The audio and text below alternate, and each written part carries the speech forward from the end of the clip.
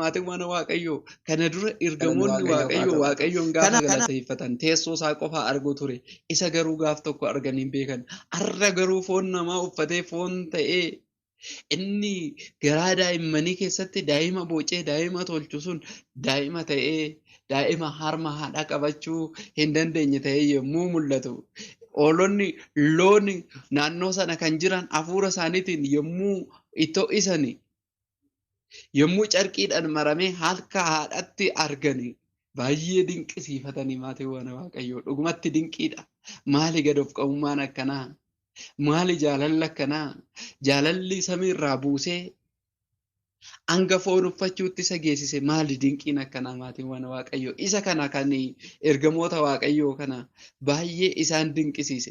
Kanaaf maal godhani daa'imman loon isaanii kana hundumayyuu dhiisanii akkuma ergamaan Waaqayyoo itti hime sana mallattoo isiniif akka ta'uuf gara Beetlehem deemaa bakka sanatti mucaan dhalatee wayyaadhaan maramee mooraa loonii keessatti harka haadha isaatti ni argitu jedhanii akkuma itti hime sana hoolasaa horii isaanii sana hundumayyuu dhugumatti tiksee kan ta'e tiksee amanamaa Waaqayyo irratti gatanii dhiisanii ta'u raajii kana laaluu dhaqan. Yommuu dhaqanuu dhugumatti ilmi dhalatee ifti guddaan ta'ee bakka sanatti ergamoonni bakka itti sirriitti galateeffatan kanatti akkasittiin arganii dhugumatti dhugummaa isaa arganii mallattoo guddaa kana arganii jedha laalame. Mallattoo guddaan kan nuuf ta'e raajii dubbachuun ta'uu hin qabu maatiiwwan Waaqayyo. Mallattoo guddaa kan nuuf ta'u nama fayyisuu yookaas immoo dhukkubsataa fayyisuu miti. Mallattoo kan nuuf ta'u lisaana dubbachuu miti, afaan hin beekamne afaan kan biraa dubbachuu miti maatiiwwan Waaqayyo. Mallattoo guddaa kan nuuf ta'e dhalachuu gooftaa keenya Yesuus Kiristoos. Ka'umsi fayyuu keenya, bu'uurri jireenya keenya, bu'uurri gannat dukkana keessaa ba'uu keenya, bu'uurri ifa argachuu keenya, bu'uurri jireenya bara baraa argachuu keenya dhalachuu gooftaa keenya Yesuus Kiristoosidha maatiiwwan Waaqayyo. Kanaaf yeroochi gaafa ga'etti Waaqayyoon yookaas gooftaan keenya Yesuus Kiristoos haadha keenya qulqulleetti dubroo Maariyaam irraa dhalate jechuudha. Yeroon isaa barri 5,500 yeroon dukkanaa darbee yeroon boo'ichaa darbee gaarummaan keenya kanneen akka qulqulluu Isaayyaas gaarummaan keenya akka wayyaa abaarsaatti lakkaawwameera.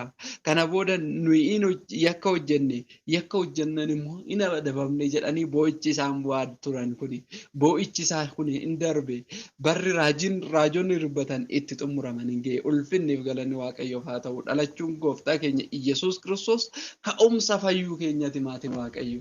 Kanaaf gooftaan keenya Yesuus Kiristoos dhalateera mul'ateera gaafa jennu ማሊፊ አዳኙ ለምን ተገለጠ ለምን ተወለደ የሚለው ጥያቄ ይነሳል።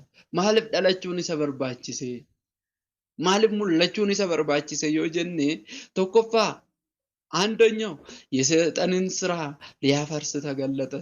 የሰይጣንን የዲያብሎስን ስራ ሊያፈርስ ተወለደ። የእግዚአብሔር ቤተሰቦች ማቴዎስ ዋቀዮ አንጎ ሰይጣና umna seexana angoo seexana barbadeessuudhaaf nama ta'e tokkoffaa Yohaannis boqonnaa 3 lakkoofsa 8 irratti ni arganna.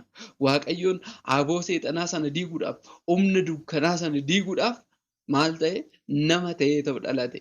Inni kan biraan isa badee barbaaduuf Addaam kana dura jalaa badee gannata keessa waggaa 7 qofa Waaqayyo wajjin jiraate sana booda immoo gara biyya lafaatti ari'ame sana barbaaduudhaaf nama ta'e wangeela Luqaas boqonnaa 19 lakkoofsa 10 irratti maal jedha Waaqayyoon isa badee barbaachuuf foon uffatee nama ta'e Waaqayyoon isa badee barbaachuuf mul'ate jedhee wangeela Luqaas boqonnaa 19 lakkoofsa 10 irratti barreeffameera.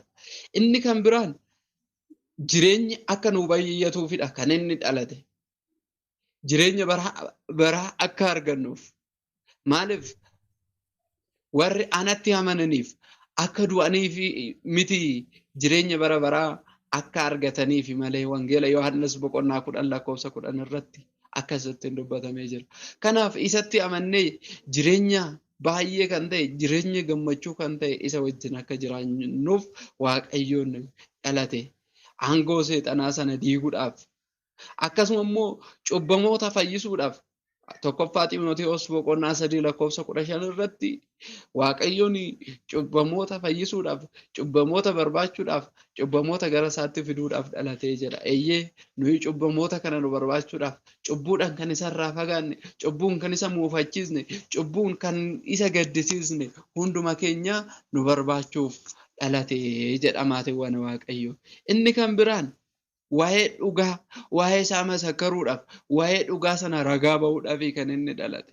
Wangeela Yohaannis boqonnaa 18:37 irratti akkuma barreeffame, ani waa'ee dhugaa dubbachuuf, waa'ee dhugaa ragaa ba'uudhaaf dhufeera. Wangeela Yohaannis boqonnaa 14 irratti immoo dhugaan karaan jireenyis anaadha jedha. Dhugaan jireenyis anadha. Anatti kan amane jireenya bara baraata argata jedha. Kanaaf waa'ee dhugaa sana dubbachuuf nama ta'ee jechuudha. Inni kan biraa raajiin kana dura Wangeela Luqaas boqonnaa 24 lakkoofsa 44 irratti akkuma arginu kana dura raajonni ilmiin dhalata nama ta'a kanneen akka raajicha Isaayyaas